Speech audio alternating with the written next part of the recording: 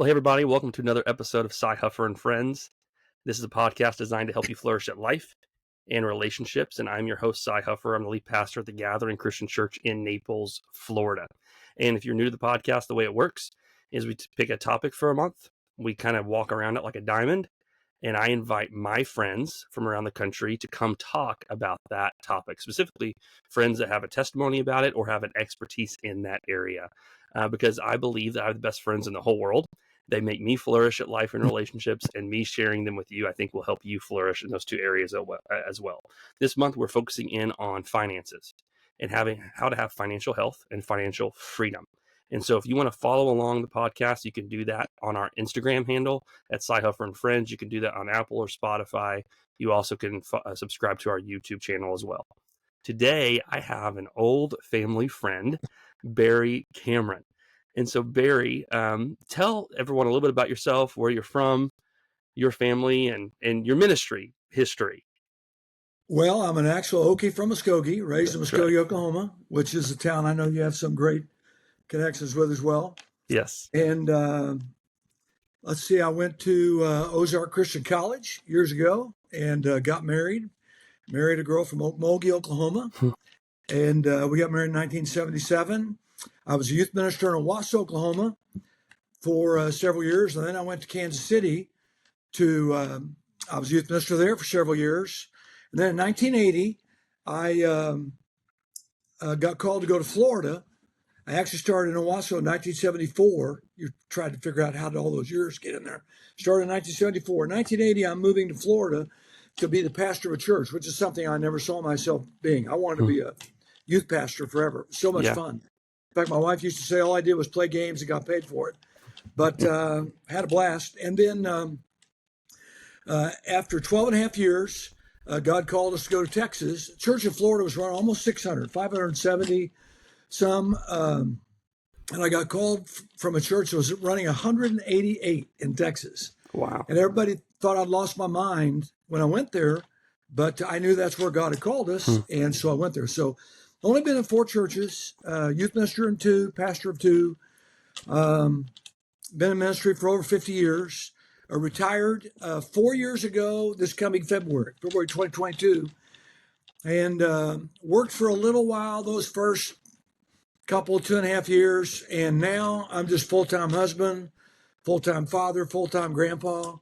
And I love not having a schedule. I mean, I still do stuff like this. Yeah.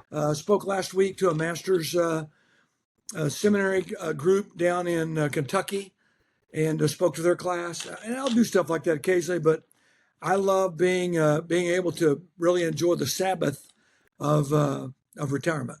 Well, you have earned it. It has been 50 years of serving God faithfully, and this is a great season for you to lean into. I mean, you're in Cincinnati now. Yes. And you're there with, tell them a little about your family. You have 3 kids. How many 3 grandkids? kids. Our oldest daughter, Katie, is vice principal at the largest middle school in Loveland, which is not far from here. Our son, Matt's pastor of River Hills Christian Church in Loveland. And they're growing like crazy.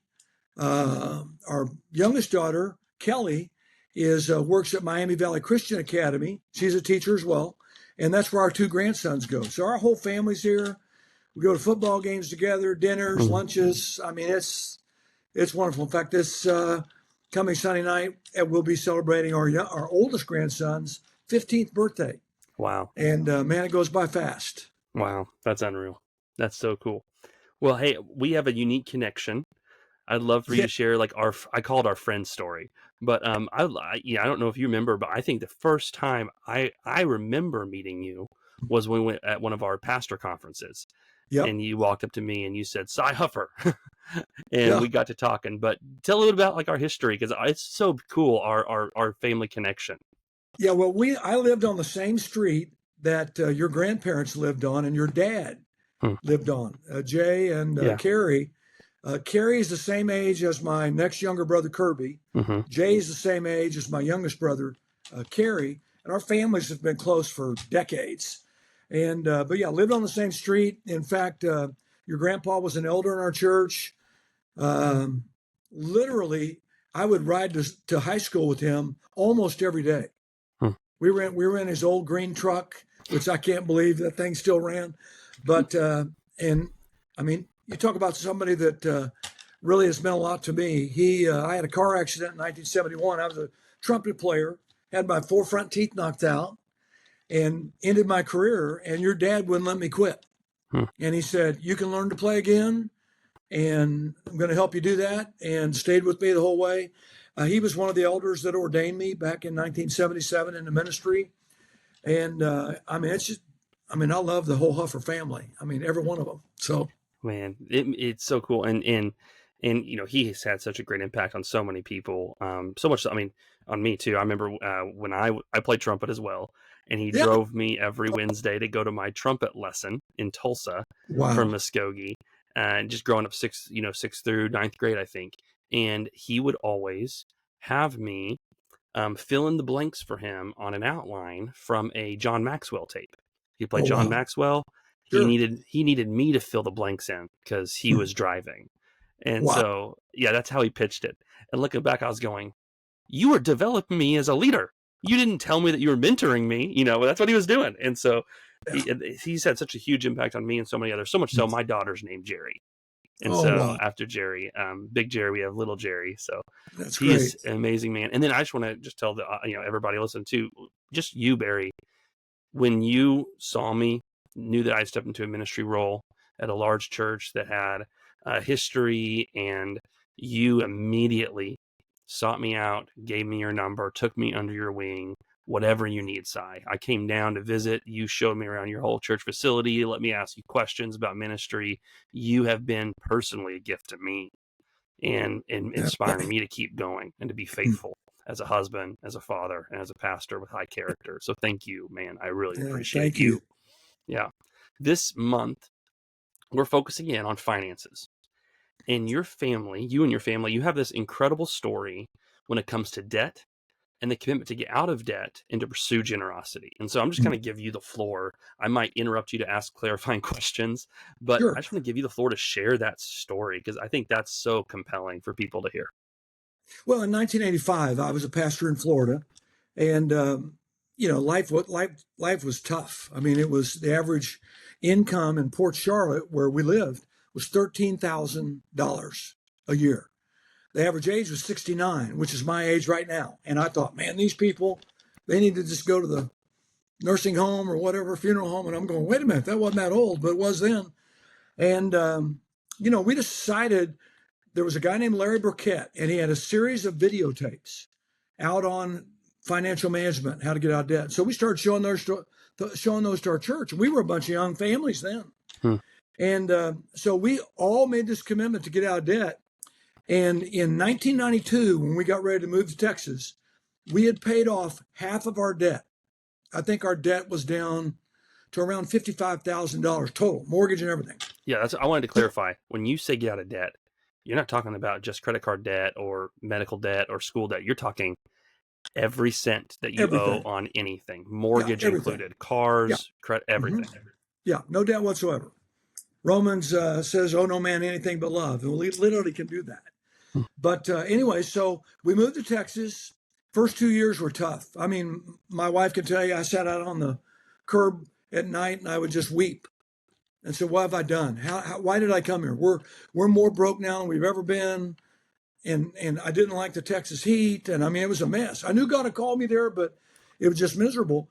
And anyway, so now fast forward to 1999, 7 years later after we've gotten there, and I come home from a meeting at the church, and where the elders had given me an envelope with a Christmas bonus. And you'll laugh now, but I think the bonus was $250. And I came home and I held that envelope to Janice, and I said, "Hey, what would you like to do with this?" And she turned around and grabbed a whole stack of bills and said, "Well, maybe we should apply it to some of these."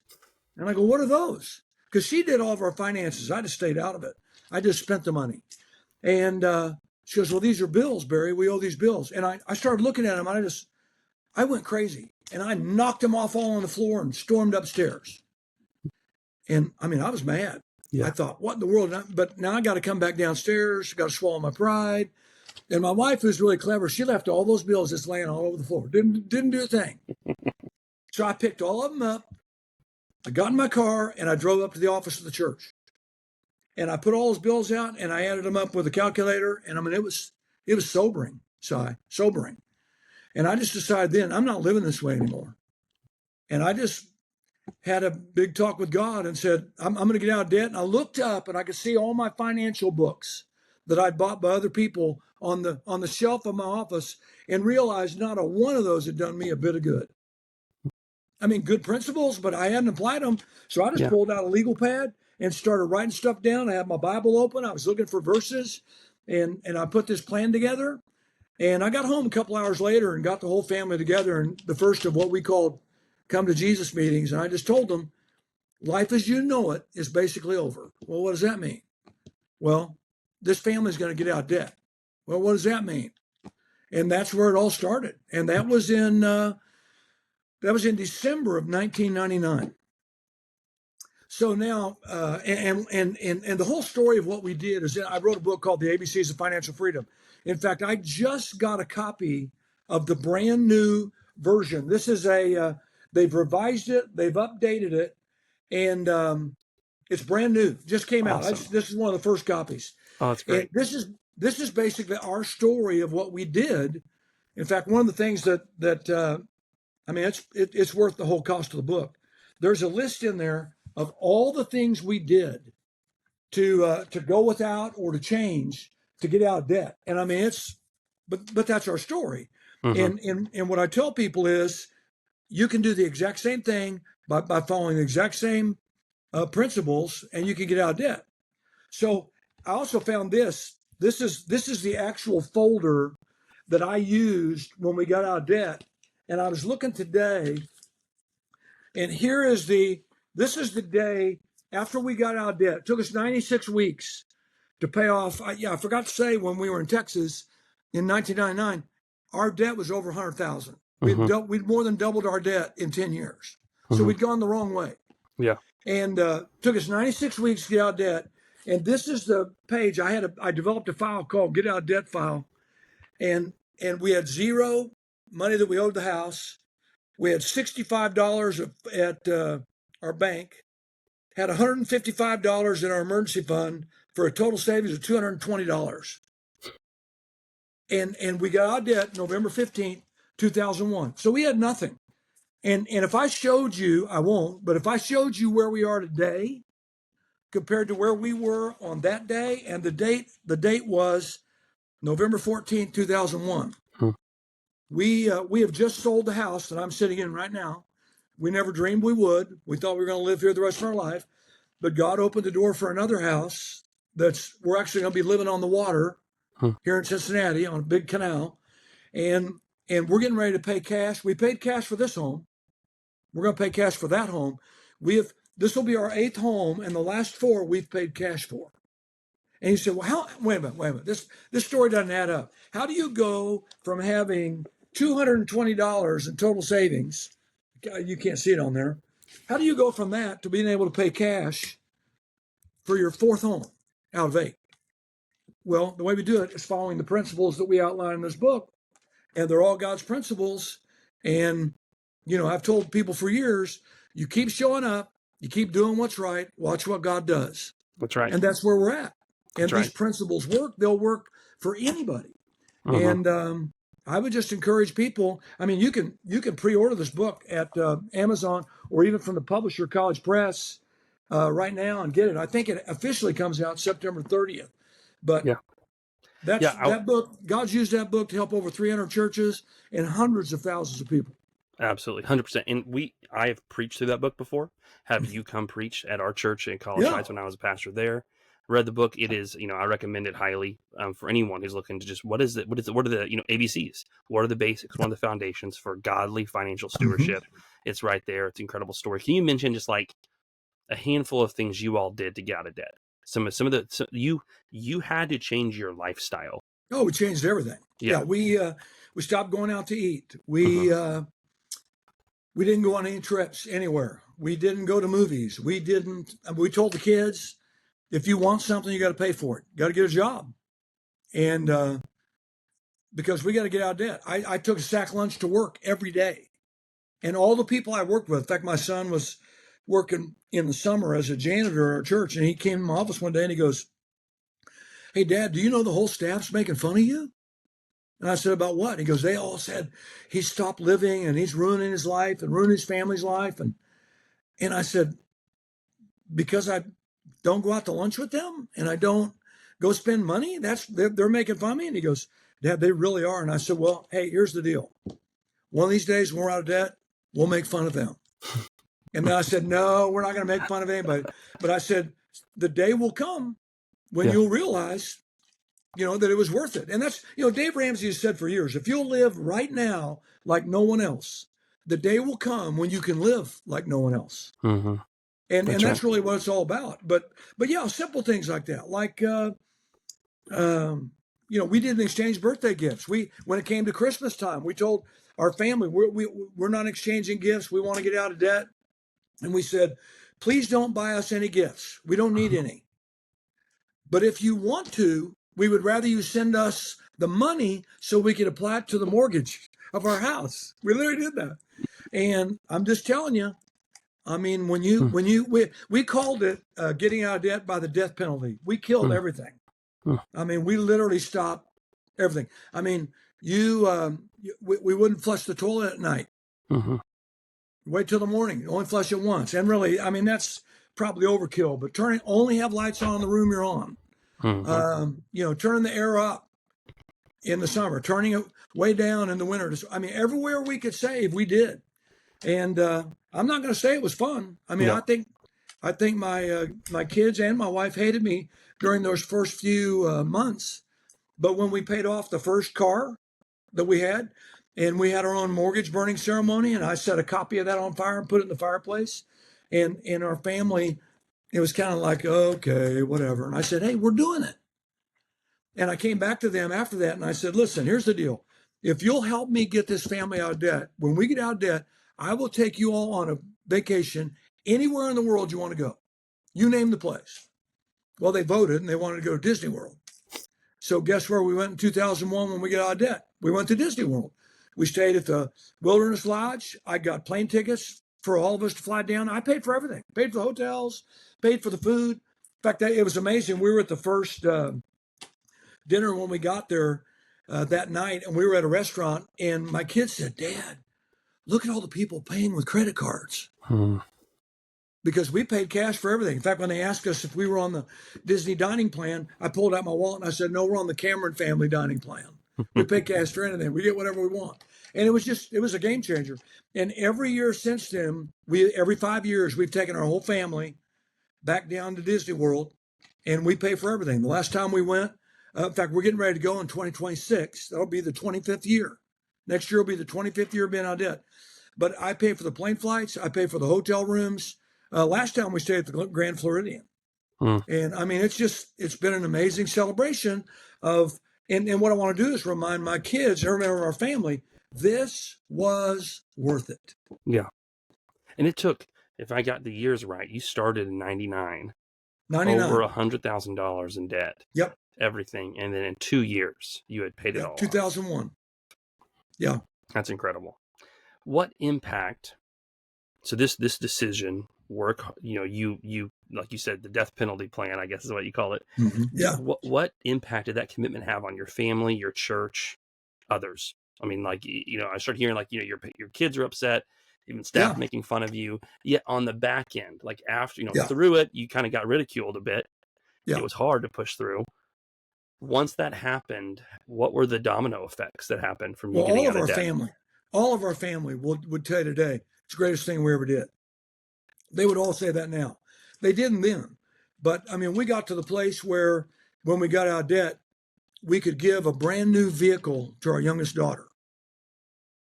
Now, we'd not done that. I'd given my oldest daughter my car for her first car. My son, I helped him. I paid for half of his first truck. But that was when we were getting out of debt. When we got out of debt and our youngest daughter turned 16, we told our kids what we were going to do. And you want to know what my two oldest kids said? Buy her the nicest car you can afford. Both of them. It wasn't anything about, well, hey, we didn't get that, so whatever. And we did. We got her a Toyota Corolla sport. I had everything on it. It was an amazing deal. Paid cash for it, gave it to her on her 16th birthday. And, we've been able to do a lot of things for my son and his wife and their family, for my daughter who's not married, Katie. We've been able to do amazing things for her, and we continue to do that. So they would all be for that. Now, what I did with our church, I stood up on the Sunday after I made this decision, and I told them, I said, I'm going to share with you, I'm telling you publicly today that our family is getting out of debt. And here's the reason why I'm telling you. Whenever you make a commitment in your own heart or your own mind, nobody else knows about it. Maybe God does. I mean, God, obviously God does, but it's just, you cannot keep that commitment and get away with it. And, God's not going to send lightning from heaven or whatever to wake you up. And I said, when I tell this whole church that our family is going to get out of debt, and I want you to hold us accountable. Now, I'm not telling you how quick it's going to happen, how quick it's going to happen, but I'm going to share with you what we're doing. So I took 4 weeks, the first 4 weeks, and I preached 4 messages, which really formed the basis for that book. And I shared with our congregation, I said, if you want to go with us and do this same stuff and we can exchange ideas, there were a number of families who did that in 2000, 2000 is when the series started, and they got out of debt themselves, a whole bunch of them. And then every year since then, we taught the same series, helped even more people. A friend of mine said, man, that needs to be in a book. I said, I'm not an author. I'm not going to write a book. And but we got it into a book, and then churches started saying, hey, man, you got to come tell us your story. Tell us how we can do that. And so now there's all kinds of preachers, there's all kinds of people around the country who are out of debt because of the fact they would look. In fact, there's a pastor of one of the largest churches in the world, not just the United States, but the world. And his story, he told me, we were at a pastor's conference together, and he told me that he was in the audience, Central Christian Church, Phoenix, Arizona, when I did the ABCs for their pastor then, Cal Jernigan. And he was working for Intel, and he turned to his wife, because I came in on the final Sunday after they'd finished the whole series. And he turned to his wife and he goes, if that guy can get his family out of debt, we can do it too.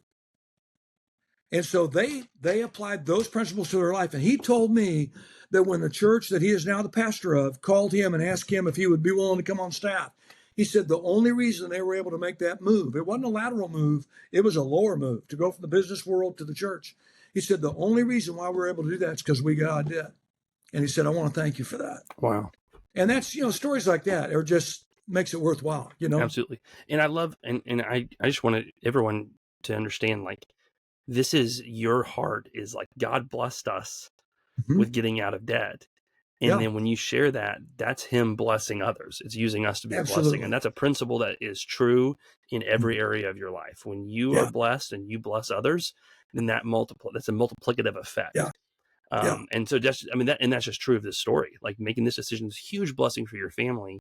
And then one of the things that you've done as a family is you've been intentional with sharing and pursuing generosity. Can you share a little bit about how you all did that? Well, yeah, I mean, there's all kinds of stories. Right after we get out of debt, in fact, the first Christmas after we got out of debt, which would have been 2001, I went to the bank and got $2,000 worth of $100 bills, and I brought them home, and everybody got big eyes. They thought it was for them, and I said, no. I said, I want you to fold these up, and I gave each of them, divided them up equally between all of us, and I said, I want you to go to our Christmas Eve services, and you pray and ask God to show you someone who needs a blessing, needs some encouragement, and just walk up to them and just say, someone gave this to me and told me to give this to you and tell you Merry Christmas. That's all we have to do? Yeah, that's all you have to do. And I said, and then we'll come back home and we'll share our stories. And I mean, that's this next year will be 25 years ago. We did that the first time.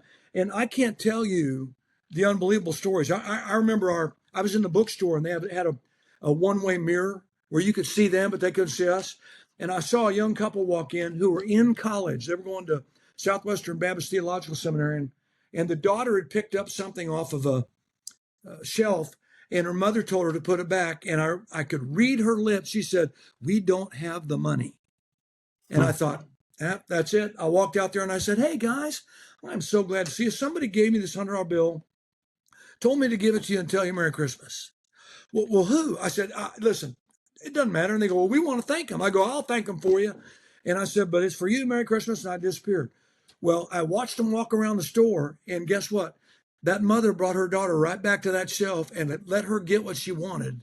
And they went up and bought it, and it was like, if nothing else happens, that's phenomenal. But the great part of the story is after those services, I think we had 2 Christmas Eve services the first time we ever did it. We came home, and here's our family sitting at a table, and the Christmas tree's over there, and all the presents. We haven't opened a single present, and we're sitting at this table, and everyone's telling the stories of what it was like. Like my wife told the story about giving $100 to a single mom, and she just burst into tears, and she said, "I don't believe this." And Jan said, "Why?" And she goes, "You're the third person that's given me $100 tonight."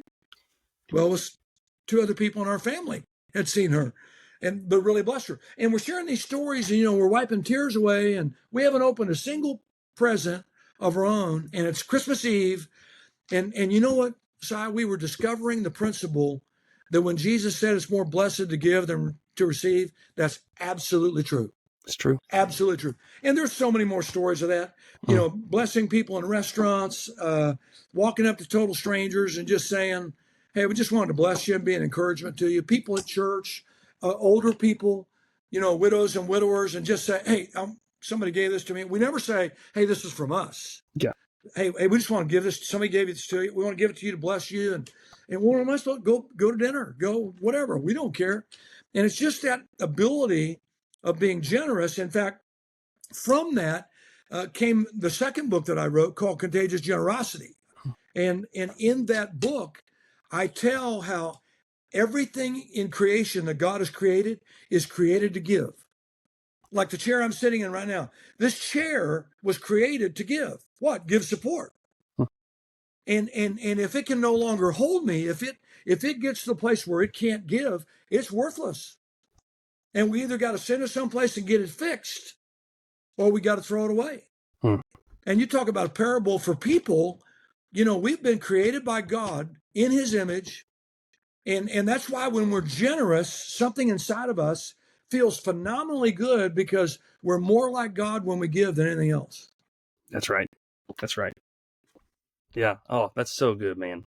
And one of the things that you have written a lot about or taught a lot about in this pursuit of generosity, you and I have had this conversation before where, we have people who talk about tithing. And they say, well, that's an Old Testament thing. It's not a New Testament thing. That was something in the Old Testament covenant for the temple and to care for the priest. That's not really something in the New Testament we're supposed to do. You're supposed to give, just be out of the overflow of your heart, be a cheerful giver, right? And yet we've talked about no, tithing is this massive discipline, this spiritual practice, this means of grace that allows us to be transformed so that we can be a cheerful giver. So can you talk a little bit about tithing? That's something that you've talked about before. I think you do a good job of explaining that. Well, thanks. I appreciate that. In fact, in that book, the second book I wrote, Contagious Generosity, because so many people ask about, they go, well, I wish you'd go into detail about tithing. Well, the entire 4th chapter, which is called The Demonstration of Generosity, has a whole section in there on tithing where anybody that comes with an argument, which, by the way, in all my travels and speaking about giving and all that, and when people would come up and say, well, tithing's Old Testament, whatever, I've never met a single person that was giving more than the tithe who didn't tithe as a matter of theological understanding. But when I'm able to answer their questions, it's like, oh, I didn't know that. First of all, tithing is not an Old Testament doctrine. It's a Bible doctrine. It's found in the New Testament. In fact, Jesus, I like the old Adrian Rogers quote. I'll share it with you. He says, the tithe, Abraham commenced it. Jacob continued it. Moses commanded it. Jesus commended it. Who are we to cancel it? Which is a tremendous quote. But, tithing, it's in the New Testament. Jesus talked about it. Matthew 23:23. I call it the Michael Jordan verse. If you can remember his number, you can always know Matthew 23:23. And Jesus rebuked the Pharisees because they were tithing mint, dill, and cumin, the 3 smallest spices known to man, but they were neglecting the weightier matters of the law, justice, mercy, and faithfulness. And Jesus said to them, you should have done the former without neglecting the latter. Now, if tithing wasn't a part of what we're supposed to do, Jesus would have said, hey, time out, guys. Why are you tithing? That's all Old Testament. We don't do that anymore. Well, you can find it in Luke 11, Luke chapter 18. He even tells a parable about a guy who was proud of his righteousness and he tithed regularly. Now, why would Jesus use tithing as an illustration in a parable he's telling if we're not supposed to tithe anymore? No, it's absolutely a Bible doctrine. And if you were to ask me one of the reasons why we are where we're at, I would say tithing is at the top of the list. We have always been faithful tithers, no matter what. No matter what our financial situation was, we always put God first. Why? Because we need God's wisdom and we need God's blessing. But there's a third thing to that. If you read in Malachi chapter 3, you need God's protection. He says if we're faithful in tithing, he will rebuke the devourer. And that's literally the devil. And the devil comes to steal, kill, and destroy. John 10 tells us. And God says, if you'll be a faithful tither, not just a giver, giving whatever you want, but giving what I say, give me the first 10%. He said, I'll protect what you've already got. And, I've watched people over the years who've lost everything they have or lost major portions of what they have. And it's like God has protected us no matter what we've gone through. He's protected us. And I think that's a blessing that a lot of people miss out on. And that's why I think churches need to teach on tithing and encourage their people. Sometimes people say, well, what do you do with the new believer? I mean, you can't tell them, hey, you need to tithe. And years ago, they used to have a slogan called try the tithe in July, which was a nice little rhyming thing. But the only problem is you don't try tithing. You don't tell a new believer, hey, try praying. No, you tell them to pray. You don't tell them to try Bible study. You tell them study the Bible. You don't say, hey, try church attendance. You say, no, you need to be here every week. Why? Because God has other things he wants to teach you. You need to be in his house with his people. And by the way, you need to bring his tithe. Why? Because you need his wisdom, you need his provision, and you need his protection. That's so good. And one of the things that I've heard you talk about before with tithing, because people start asking tons of questions and they want to get into the nitty gritty. Okay, so tithing, is it gross or net or tithing? Do I choose? Is it to my local church or to other organizations? And so what's some of the things that you have taught over the years and the reasons why you teach those things for people when they ask those kinds of questions? Yeah, the first thing is you tithe on what you want to be blessed on. You want a net blessing or a gross blessing?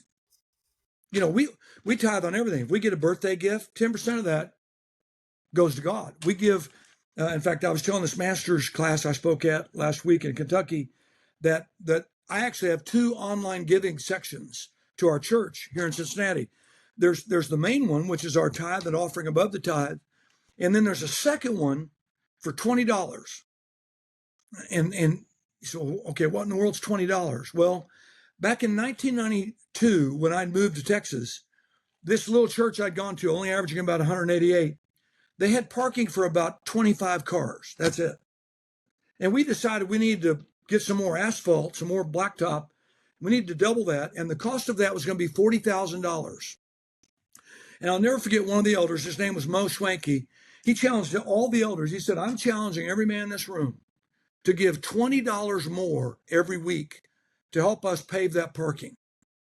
And he said, guys, if we do that, I think God will bless us. I think God will put it on the hearts of other people to do that. I can't even remember how long it took us to, but we got the place where we paved every place that there wasn't a building on that 6 acres. I mean, and we were able to pay for it, but it all comes from that $20. Well, you said, well, Barry, why are you still giving $20 extra on top of everything else at River Hills? Because it became a part of my life and a part of my commitment. And it's just something we do. And right now, that $20 is going to new property that our church has bought for future expansion. But so that'd be the first thing. Second thing is the tithe is God's. The Bible never says give the tithe. It says bring the tithe. What do you mean bring it, Pastor? Well, God wants you to bring that with you. Now, I know with online giving, that changes some of that. I still think there's something about giving something when you're actually there. I mean, if your church has giving boxes, put something in there. We went to a church in Texas for a while after we retired. They still pass offering buckets. And we gave online and we even gave in the buckets. But you bring God's tithe. The tithe is the Lord's, the Bible says. And because of that, we don't have the privilege of dividing it or diverting it or devouring it. And there are a lot of people who do that. There's a lot of people driving cars around that they use God's tithe for those cars. Or they're living in homes, they use God's tithe. And that doesn't mean you can't have a car, you can't have a house. I mean, I've just made the point. We're getting ready to pay cash for our 4th home. 8 total homes, 4 of them we're paying cash for. God's not against you being blessed, but he must be first. Proverbs 3:9-10 says, honor the Lord with your wealth, with the first fruits, right off the top. Then your barns will be filled to overflowing, your vats will brim over with new wine. So it's not ours to devour, use it on ourselves, or to divert it to somebody else. So what do you mean by that? Well, there's all kinds of ministries and opportunities. I mean, all you got to do is watch television. It's an opportunity to give to St. Jude's Children's Hospital and tunnel the towers and support the vets and, save the rainforest and all this kind of stuff. Those are all good things. And if people want to give to that, they're welcome to give to that. Just don't use God's tithe for that. It's his tithe. That first 10% belongs to him. Anything after that, the Bible calls an offering. A tithe is not an offering. A tithe is obedience. We're doing what God has asked us to do. So I would encourage people, you need to tithe to your local church. The best illustration is this: you pay or you give where you're fed.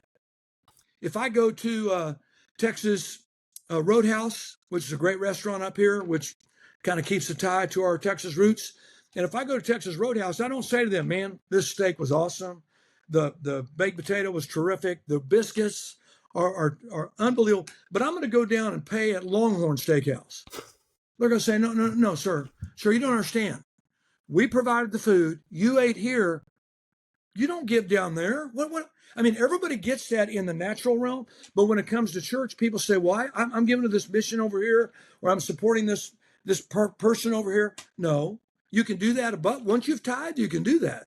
But what we found over the years, the best investment of our funds and our resources is in our own local church, because our elders are holding those missions accountable. Our leaders, they're able to make sure that our money's getting, as you say, bang for the buck, getting the best return on our investment. So yes, everyone ought to be a tither. And I would tell a new believer, I wouldn't tell them to wait. I'd say, why would you wait for God's blessing? Why would you wait for God's provision? Why would you wait for God's protection? Don't you want that right now? Go, let's go. That's so good. One of the things I've always, in a couple of episodes ago, I talked about, like, this is one of the reasons I practice tithing first to the local church I go to, is in Acts 4. What we see is the model or what was described the early church's practice is they sold the property, they brought it to the apostles' feet, and the apostles distributed it as needed for the church. Mm-hmm. And I think there's wisdom there in that. There's a surrender, like part of like money and the love of money is this idolatry to control it, to hold on to it. And there's a surrendering of, okay, I'm trusting this other group of people to use this money best for the kingdom. And I think the illustration of the Roadhouse is so on point too, because what it does is this giving is a dual natured blessing, right? Like it's blessing you as a disciple, a follower of Jesus. You're now eradicating greed. You're eradicating those things out of your heart. And then it's also at the same time funding the ministry of the kingdom. Sure. And the local church is the heart of that. Mm-hmm. Well, it's interesting. So I've had people over the years tell me, well, you bring up Acts 4 and all the people were bringing the money and laying at the apostles' feet. That's communism. That's socialism. And I said, no, that's capitalism. The Bible doesn't teach communism, where no one can own anything and it's all owned by whoever's in charge. The Bible doesn't teach that. The Bible doesn't teach socialism either, which is a stupid idea. It hasn't worked anywhere in the world wherever it's been tried, where we take whatever you have and we give it to these people so everybody has the same. No, it was capitalism. Those people were not told, hey, don't work, don't have jobs, don't do it. Just sell everything and bring it here. Because it's like I heard Tony Campolo say years ago. He said, if General Motors divested itself tomorrow of all the money they have and gave it all to the poor, he said the next day, the poor you'd still have with you, but you would no longer have General Motors to help anybody, which is a great illustration. No, we're encouraged to work. In fact, Paul said, if a man won't work, don't let him eat. We're encouraged to work. The verse I just quoted from Proverbs 3:9-10. Honor the Lord with your wealth. Well, how do you get wealth if you don't work? No, we're supposed to work. And what these people did, they brought the extra, the overflow they had. In fact, if you go back to tithing for a second in Malachi chapter 3, the only time in the Bible where God says, test me. And he says, you bring the tithe. He said, I'll pour out so much blessing, you don't have room enough for it. You want to know why? All those blessings are not just for you. That's right. All your needs are going to be met, but he wants you to use that leftover to do even more for his kingdom. That's so good. What word of encouragement, as we're kind of landing the plane here, what word of encouragement would you give to someone who is new to faith in Jesus and they're starting to get out of debt, or they're starting to give and they're intimidated and they don't know how to start or how to begin? Well, my first thing would be to say, get a copy of the ABCs so you have a pattern to follow. In fact, I wrote another book called The Road to Financial Freedom, which is how parents teach their kids. Oh, that's good. To manage their finances, and that's been a tremendous help. But yeah, I would get a plan to follow. And you remember the old saying: if you don't plan to change, or if you don't change the plan, you don't plan to change. You got to change the plan you're on. Got to get out of the mess you're out. You don't get out of a hole by digging more holes. You got to stop. So I would encourage them, get a plan to follow. There's plenty of resources. Dave Ramsey, anything he writes, you want to get a copy of it. In fact, they've just redone a Total Money Makeover, which I think is one of his best books, which will help people. And then I would just say, go for it. Don't look back. Don't listen to the critics. Don't listen to the, all the people that will make fun of you or mock you or criticize you or whatever. They won't be around when you're celebrating the success of doing what God tells you to do. And anybody can do it. That's so good. What's something, just to end on, what's something that you've been wrestling through, God's been teaching you in this season of your life? What's going on in your heart and your soul you want to share with people? Well, it's been selling this house, buying a new house, none of that stuff that we ever planned on. And one day I told my wife, I go, I don't want this stress anymore. I left all that because it was like all of a sudden I was back at a church in Texas and having meetings and messes and all that kind of stuff. And I just realized that I had no idea all those years going through all that, how that is so taxing on your life, and it's cumulative. It adds up. And it was like, once again, a reminder of what people like you go through. I mean, it's like years ago, I was in the tropical rainforest south of Panama with the Kuna Indians. And I was there with a missionary and two other guys, and they're sitting at the foot of my bed, and they're just going, we're just so in awe of you. We don't know how you pastor a church. And I said, are you out of your mind? What you guys do is far more important than what I'm doing. And it's like we both came to the realization that we always think other people, what they're doing is a phenomenal thing. But the reality is we all have a challenge, and we have to stay there, and we have to give it our best. I do think there's a time when you can take a break. I mean, there's supposed to be a day of every week. The Sabbath principle is still there. I mean, we don't worship on the Sabbath, but the Sabbath principle's there. You got to protect it. But my struggle has been to not allow the stress to remove the joy. And I think that happens to too many people. And of course, it brings me back to what I always tell people: keep showing up, keep doing what's right, and watch what God does. Well, amen on that. That's a great place to end there, Barry. Thank you so much for your time. Man, I really appreciate it. You sharing your story, your heart. And guys, you know that if I'm going to bring someone on and they have resources, it's because I believe in them.